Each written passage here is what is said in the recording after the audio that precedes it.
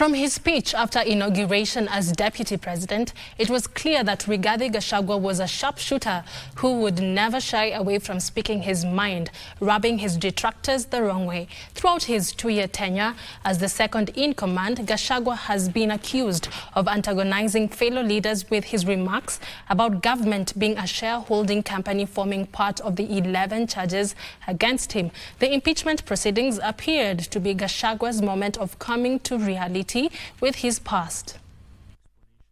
I must tell these people the truth.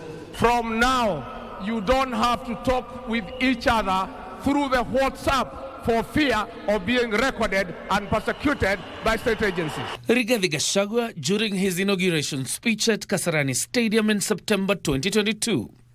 Smarting from a charged campaign period, at some point even arrested and part of his wealth frozen, Gachagua was keen on taking his war to the outgoing administration over what he alleged was the mismanagement of the economy and the use of a criminal justice system to square matters politics. Our new president and his team have a difficult task ahead. The truth of the matter is that we have inherited a dilapidated economy that is facing almost an economic shutdown. We have a 10 trillion public debt. 6 million Kenyans have no employment. 14 million Kenyans are in CRB. We have a demoralized public service. From that day, he cut the figure of a man who would shoot from the hip, christening himself as a truthful man. Probably buoyed by the 2022 general elections victory, he never shied to remind those he addressed that the government belonged to those who had put it in power. Ile bidii wako nayo ya kuingia kwa serikali na kuuliza maneno, kama hiyo bidii wangetuwekea kwa kura tungeshinda na kula milioni 10. But we are saying they are welcome because the president is president of the whole country. But in that government lazima kuwe na wakili ya kutetea ile watu walipigia William kura. His association with his boss, President William Ruto, was almost palpable, as he poured praises on his boss many times, defending him over the poor performance of the economy with his famous line, "The coffers were empty." You cannot talk about the performance of this government without doing a comparative analysis with what was happening in matters economy before President William took over. Sisi nataka kuuliza nyinyi watu ya Azimio, mupatie Rais William Ruto nafasi, mujitayarishe tukutane na nyinyi kwa debe 2027. In their inaugural entry to Mount Kenya as president and deputy president, Gachagua reminded his backyard that their time to benefit from a government they had labored to put in power was nigh. You had not been confirmed as a leader in the traditional way in this region until yesterday, because there is a way it is done. And the way it is done is that the leader must come from Nairobi and cross River Chania by road, not by air. Yesterday, that journey must take 8 hours. No more, no less. You crossed River Chania yesterday at 10:38 a.m. and we received you here at the gate of Sagana State Lodge at 6:38 p.m. exactly 8 hours from River Chania to Sagana State Lodge. Days would go by and the relationship between both appeared to be getting stronger, or so the public thought. Whatever he communicates, and he is seen as this person who becomes an irritant because of how he pushes his agenda. When he says about the shareholder and what have you, he pushes our agenda as he sees it, because he's also an outsider in politics. The first sign of differences with his boss was in June, when it became apparent that the DP had been denied access to military choppers that prompted his late arrival to a religious function attended by the president in Nakuru. Mimi unajua mimi si mtu ya kukosa nidhamu.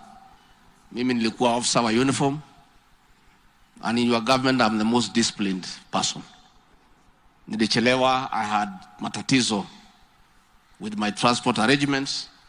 Alafu ikaingia mambo ya hewa, nikachelewa kutoka, nikakwama pale kati ya Longonot na Naivasha karibu 2 hours ndio nifike hapa.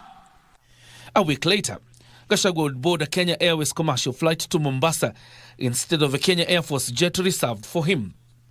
While both downplayed the differences, the actual split would become evident during debate on the finance bill and the preceding events of Gen Z protests.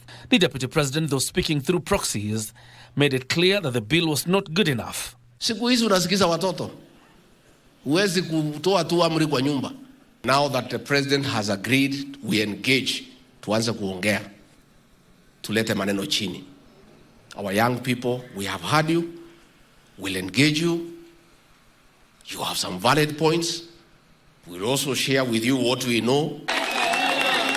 Even after President William Ruto shelved the bill, the Deputy President convened a press conference minutes later, where he accused Kenya's intelligence system of being lackluster. Had the National Intelligence Service briefed the president 2 months ago about how the people of Kenya feel about the Finance Bill 2024, so many Kenyans would not have died. Property would not have been destroyed. Offices would not have been touched. There would have been no mayhem. But they slept on the job. Pundits believe the press conference was a stroke that broke the camel's back. Immediately after, rumors that an impeachment motion against Gachagua was in the pipeline were rife. The chemistry was gone, as both would rarely be seen in public. Gachagua did not shy away from telling off those planning for his ouster. People of the mountain are very good people. They are very trusting. And they are very kind. And they are very loving.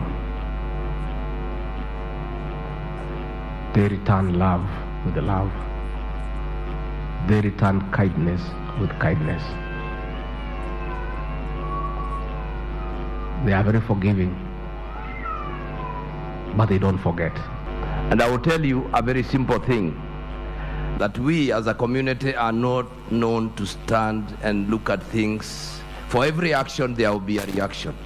That's all I want to say. And the rumors were confirmed when on October 2nd, the National Assembly Speaker Moses Wetangula approved the impeachment motion. The National Assembly on the 8th of October voted overwhelmingly to impeach Gachagua, becoming the second last step before his fall. John Jacob Curia, Channel 1.